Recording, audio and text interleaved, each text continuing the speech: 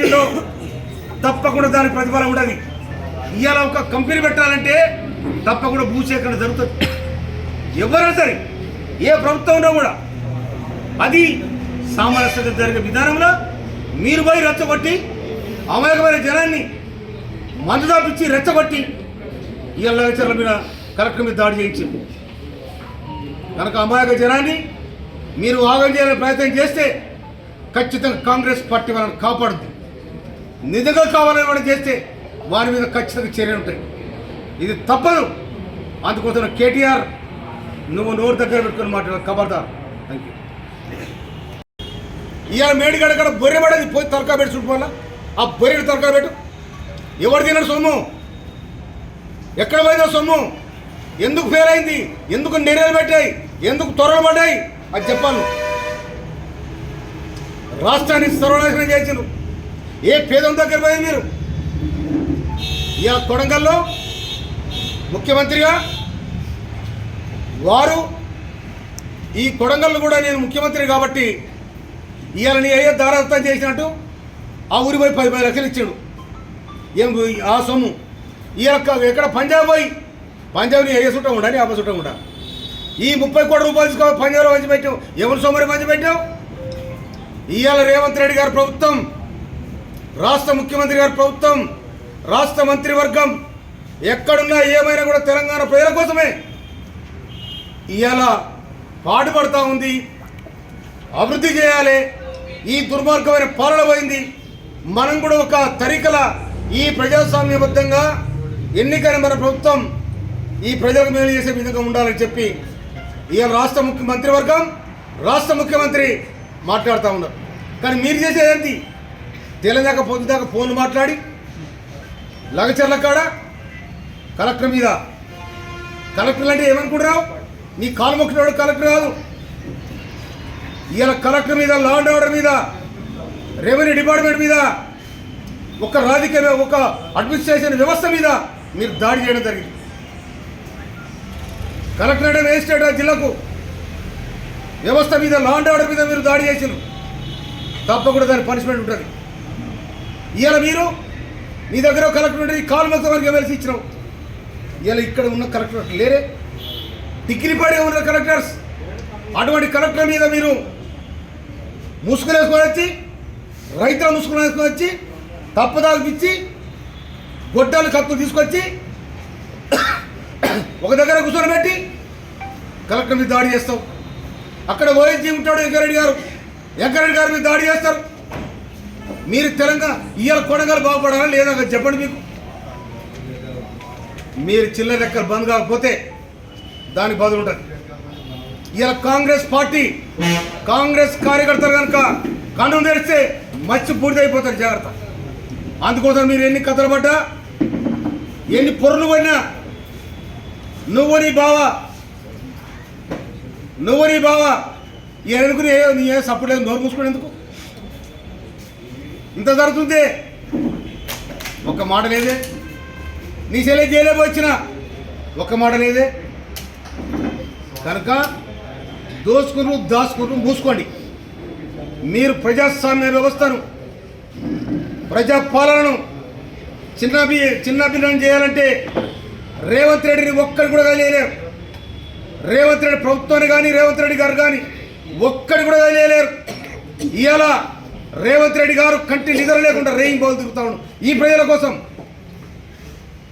ముఖ్యమంత్రి అయిన నాటి నుండి నేటి వరకు ఎక్కడ కూడా లేదు. ఇవాళ లగచర్ల కాడ లొల్లి అయితే మహారాష్ట్రలో పోయి ప్రచారం చేస్తాం. నీ పార్టీ ఎంత, నువ్వెంత, నీ బతికెంత? నీ పార్టీ ఎంత, నువ్వెంత, నీ బతికెంత? నీది కోటెంత పార్టీ. భారత జాతీయ పార్టీ కాంగ్రెస్ పార్టీని గెలిపేయడానికి ఇవాళ మీరేమో పోయి ఢిల్లీ చుట్టూ తిరుగుతూ ఉన్నారు. మీరు చేసిన నేరాలకు, మీరు చేసిన తతంగాలకు, మీరు చేసిన బోకరిదానికి మొత్తం ఏడు జైలు పడతామని ఇవాళ మోడీ చుట్టూ, అమిత్ షా చుట్టూ తిరుగుతూ ఉన్నారు. ఇవాళ ముఖ్యమంత్రి గారు ప్రజల చుట్టూ తిరుగుతూ ఉన్నాడు. మీ పాలన మీ కుటుంబం కోసం సాగింది. ఇవాళ రేవంత్ రెడ్డి పరిపాలన ఈ తెలంగాణ ప్రజల కోసం సాగుతూ ఉంది. అది మీకు ఓర్వలేకపోతా ఉన్నారు. మీరు ఓర్చినా ఓర్వలేకపోయినా, కింద పడ్డా మీద పడ్డా ఏం చేయలేదు ప్రభుత్వాన్ని. ఇది ప్రజలు నిర్ణయించిన ప్రభుత్వం. నీ అయ్యే నిర్ణయించింది కాదు, నువ్వు నిర్ణయించింది కాదు, నీ బావ నిర్ణయించింది కాదు. అందుకోసం కాకపోతే ఇప్పుడు మీ బావని పంచాయతీ పెట్టుకోండి.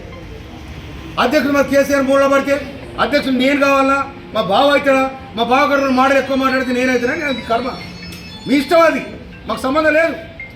అందుకోసమనే లగచర్ల మీద జరిగిన దాడిలో ముసుగు దొంగలు తయారు చేసి కత్తులు తీసుకొచ్చి గుడ్డలు తీసుకొచ్చి ఇవాళ మీరు దాడి చేస్తారు. ఈ దాడి మీ దౌర్భాగ్యమైన ఆలోచన విధానానికి నిదర్శనం. దాడి బదులు తీరుతుంది.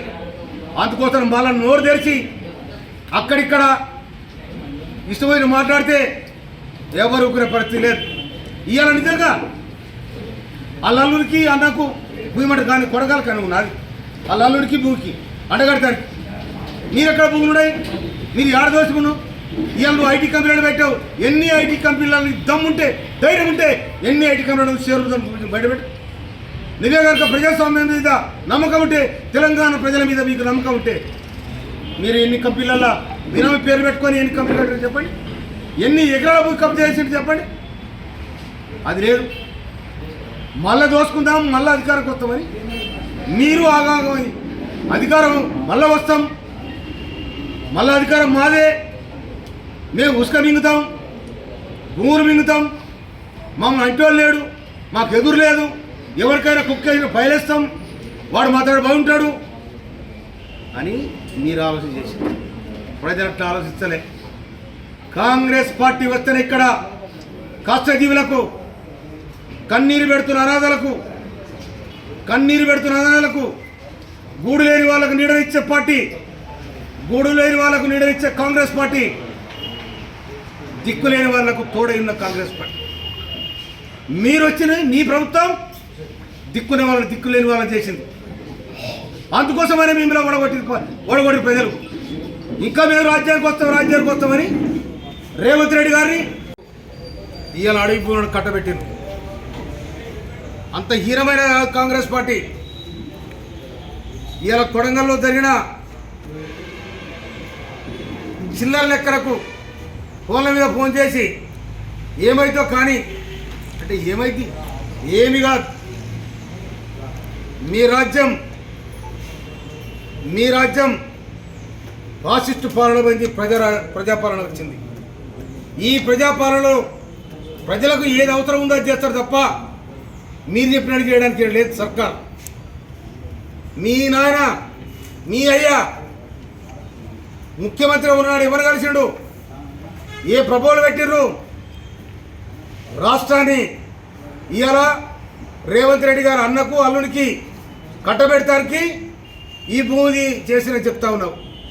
నీ వెనకాల ఎంత ఉంది, నీ బావ ఆక్రమించుకునేది ఎంత, నువ్వు ఆక్రమించుకునేది ఎంత, నీ చెల్లి ఆక్రమించుకునేది ఎంత, మందులో పెట్టేవాడు చెట్టలు పెట్టుకొని తిరిగేవాడు ఆక్రమించుకునేది ఎంత. తెలంగాణ రాకముందు మీ ఆస్తులని, తెలంగాణ వచ్చాక మీ ఆస్తులని. నీ కొడుకు పేరు 30 ఎకరాలు ఉంది, ఏడకొచ్చింది, ఆ పిల్లగారి వయసు ఎంత. ఈ విధంగా 10 సంవత్సరాలుగా తెలంగాణను దోసుకొని దొంగలైన మీరు. అందుకే ప్రజలు కర్ర కాసి వాత పెడితే ఆ వాతలు ఇంకా మాంతలేవు. ఇవాళ మీరు లగచర్ల కాడ చేసిన తతంగం ఏంటిది? మీ కుట్రలు కుతంత్రాలు ఇక జల్లవు. మీరు గట్టిగా చేసి ఏదో చేస్తే ముఖ్యమంత్రి మీద మేము సవాల్ చేయొచ్చు అనుకుంటున్నాం, కానీ నీ సవాల్ స్వీకరించడానికి తెలంగాణ ప్రజానికం సిద్ధంగా లేరు. మీరు చేసిన చిల్లర లెక్కలు